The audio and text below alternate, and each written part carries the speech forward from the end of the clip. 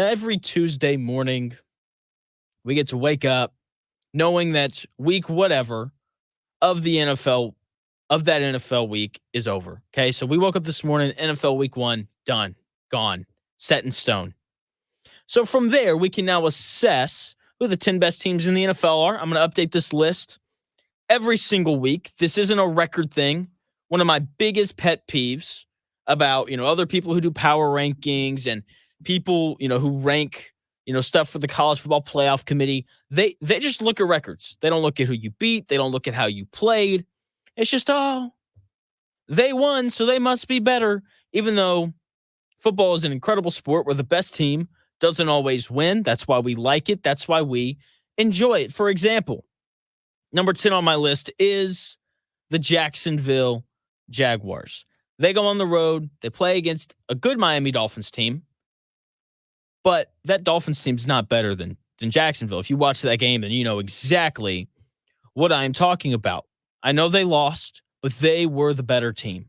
If Travis Etienne doesn't fumble the ball heading into the end zone, then they probably would have won that game pretty handily. Trevor Lawrence didn't light up the stat sheet, but to be honest, none of the quarterbacks in the NFL did this week. Okay, this is the lowest week one passing yards total by all the quarterbacks combined ever. Okay, no quarterback played awesome this week except for like two guys, one being Sam Darnold and the other being Baker Mayfield and Derek Carr. But Derek Carr is playing Carolina, so I'm kind of hesitant to count that. I met a Panthers fan last night. Felt bad for the guy. He was severely depressed. Anyway, back to Jacksonville. They ran the crap out of the ball. The offensive line looks good. They got after Tua. Okay, they can legitimately rush the passer. They are a good football team. Okay, if Javon Holland, Dolphin safety, doesn't make an incredible punch out, then Jacksonville wins that game going away. And we wake up this morning and the lead story was Tyreek Hill wrongfully put in cuffs or whatever? It would also be, are the Dolphins bad? That would have been the other question. Okay, because Jacksonville looks better than Miami. Miami just made one really good play that kind of set off a chain of events that allowed them to win. Number 10 for the top 10 teams in the NFL, the Jacksonville Jaguars. Number 9, the Los Angeles Rams. They're good.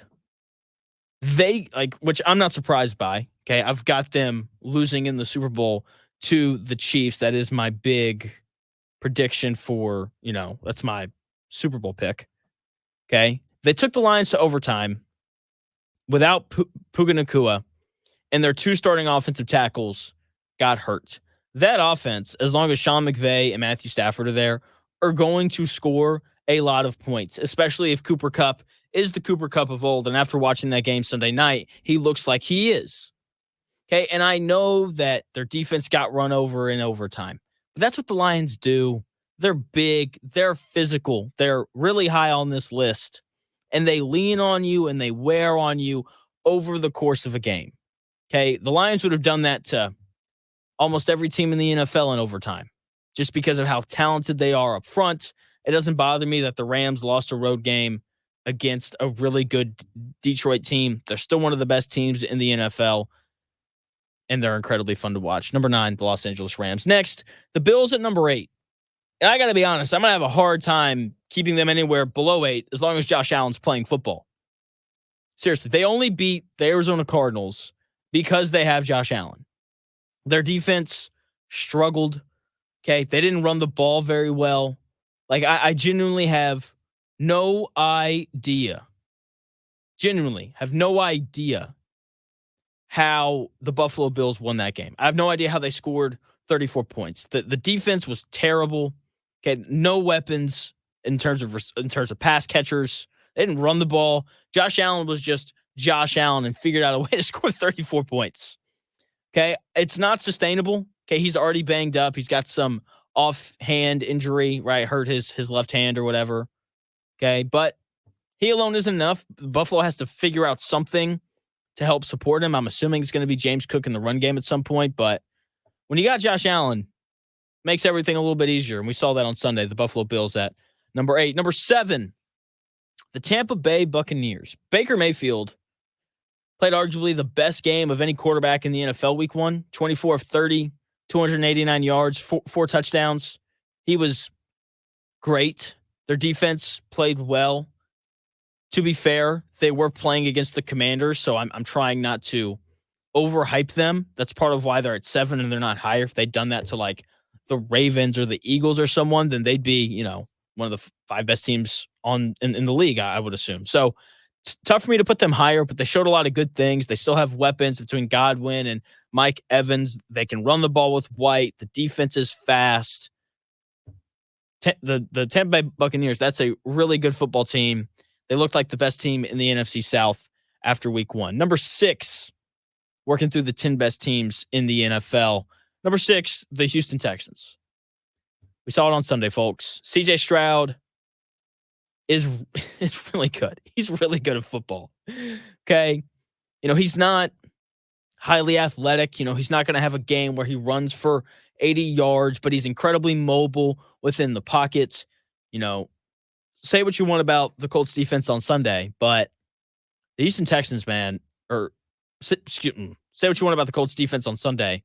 The defensive line got after CJ Stroud. 4 sacks, 10 quarterback hits. Felt like every 3rd and long, CJ Stroud was running for his life, but he figured out a way to extend plays, find his receivers, and they have multiple weapons. Stephon Diggs, Nico Collins, Tank Dell. Like, they've got dudes on the perimeter who can go and make plays. Joe Mixon's a good running back. They can legitimately run the football. I've got some questions about their secondary, but I really like Singletary, or a corner that they took, with the 3rd overall pick, I think 3 years ago now. So they've got some guys who can play defense. They just got to shore up their safeties and not give up as many big plays. If they can do that, then they're going to be a tough team to beat. Okay, because the only reason the Colts had any chance whatsoever of winning that game is because they were able to generate those explosive plays. If the Texans can clean that up, watch out. They're going to be tough. Number 5, the Baltimore Ravens. I know they lost to the Chiefs, but they're clearly a good football team. Clearly, they're clearly one of the best teams in the NFL. Lamar Jackson, if he makes a throw to Zay Flowers, they win the game. If Isaiah Likely gets his 2nd foot down inbounds in the back of the end zone, then they potentially win the game. Okay? They were going to go for 2 there. Who knows if they would have gotten it or not, because that Kansas City Chiefs defense is incredibly good and incredibly talented. Okay? But Ravens, clearly a good team. My only question coming out of that game is about the offensive line. Felt like they should have given up a ton of sacks, but since Lamar Jackson's your quarterback, you can get away with not having as good of an offensive line. So the Ravens are good. The defense is going to be fine. They've got a lot of new pieces. But with that being said, I still thought that they played well. Roquan Smith's one of the best middle linebackers in football. They're going to stop the run. I like the secondary. They've got the best safety in the NFL. The Ravens are a legitimate AFC contender, even though they lost a tough road game against the Kansas City Chiefs in week 1. Number 4 on the list, the Dallas Cowboys, who extended Dak Prescott right before week 1, okay, because they just like to be talked about. Okay, I feel like it would have been better if they had just, saved a little bit of money, extended Dak early, but hey, Jerry Jones is going to be Jerry Jones. And they looked really similar to how they looked last year. Okay, CeeDee Lamb and Dak Prescott are going to make a ton of plays in the passing game. CeeDee Lamb's going to get open. Dak Prescott's going to find them. Brandon Cooks is good to have a couple explosive plays here and there. He had, a 20-yard touchdown reception. Okay, that's what the offense is going to be. It's going to be a lot of Dak and a lot of CD, and we're going to see them kind of mix in the run game. And then defensively, it's just a ton of speed with Micah Parsons wrecking games, because that's what he did on Sunday. He was in the backfield all day. He was everywhere. Trayvon Diggs is back, one of the better corners in the NFL. He had an interception. They looked awesome in week 1 against a Cleveland team that I actually think isn't going to be that bad. I like Cleveland. Don't love them, but like them. Okay, it's hard for me to rank them though after seeing that Deshaun Watson performance from Sunday. So we'll see more from Dallas. I like what I saw from them in week 1, though. They come in 4th on my top 10 NFL rankings after week 1. Number 3, San Francisco. Okay, once again, I've got them missing the playoffs, but they had to be ranked after what they did last night. They looked like the 49ers team that made the Super Bowl last year. They ran the ball against a good Jets defense.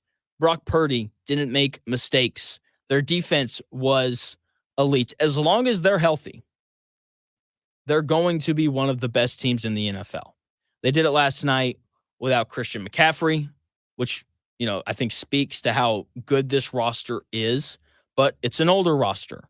If they can stay healthy, then they will be fine, and they'll continue to be one of the 3 or 4 best teams in the NFL, and everyone will, have them potentially making the Super Bowl again. So we'll see what they continue to look like. If they continue to stay healthy, then they'll be one of the best teams in the NFL. Number 2, the Detroit Lions. They have the best roster in the league. Weapons everywhere. Jahmyr Gibbs is awesome. Montgomery's a good running back. Williams had a big day. He's finally going to get to play a full season because, he tore his ACL coming out of Alabama. And then last year he had the gambling suspension. And it was just a lot of not good things. Okay. But no suspension this year. No rehabbing ACL injuries. Okay. Like, they've got multiple receivers that can make plays. They've got multiple running backs. They've got the best offensive line in the NFL. The Detroit Lions offensive line is what Colts media thinks the Colts offensive line is. Okay, that Detroit team, they're going to lean on you. They're going to protect Jared Goff, who, when he has time to throw the football and when he gets to stand in a clean pocket, he's going to make good throws. It's what he's going to do. He is a good starting NFL quarterback. Okay, better than Kirk Cousins and Dak Prescott and these guys, but not quite Mahomes and Allen and Lamar and Joe Burrow. Okay, they have a great coaching staff. I love Coach Campbell. I think that the ability to rally the troops and to get guys to play hard is difficult, especially when guys are making millions and millions of dollars a year. I feel like it becomes even more difficult to do that. They have a great defensive coordinator. They have a great offensive coordinator. 2 guys that interviewed for head coaching jobs last year decided to come back. That, to me, points to the Lions having a good culture in the building. That guys want to come back and they don't really want to leave unless it's a great situation for them. So the Detroit Lions check every box. Great roster, great offensive line, great weapons, great quarterback. They've got, they've addressed the secondary issues that they had last year, both through the draft and free agency. They've got a pass rusher in Aiden Hutchinson who can really get after the quarterback. Like, they check every box. They have the best roster in the NFL. Because of that, I have them as the second best team in the NFL. Number 1, Kansas City Chiefs. They're better than they were last year. Need I say more? Okay, the best team in the NFL, the team that won the Super Bowl got better, which just is absurd. That usually doesn't happen. Okay, Xavier Worthy has brought the explosiveness back to this Chiefs offense, which was a major thing that they were missing last year. Like, if you look at why they struggled, it's because they couldn't generate big chunk plays. And as I said, to open the show, like, if you aren't generating big explosive plays, it's just so much more difficult to score the football. But now they've got this guy in Xavier Worthy, who ran the fastest 40 time ever at the combine. And then you watched him on Thursday Night Football. People were freaking out because he had a reverse where he scored. Look, he doesn't have to have a big year. His speed alone is going to free up so much for this Kansas City Chiefs offense. Rashee Rice had a big first game against Baltimore. Should he have been playing? Probably not. But, the NFL decided not to suspend him for whatever reason. So we got a full look at what this Chiefs offense is going to look like with all these weapons. And Travis Kelce didn't even play well. He didn't. So we'll see how they continue to get better, because that they're going to. That defense for the Chiefs as well is awesome. Okay, Spagnuolo is incredible. Okay, he's the best defensive coordinator in the NFL. 4 Super Bowl rings as a defensive coordinator, the most ever for a coordinator. So, he's going to dial it up on defense. They've got playmakers at every level. Like, that Kansas City Chiefs team, hands down, the best team in the NFL. And until someone dethrones them, they're probably going to be number one every single week.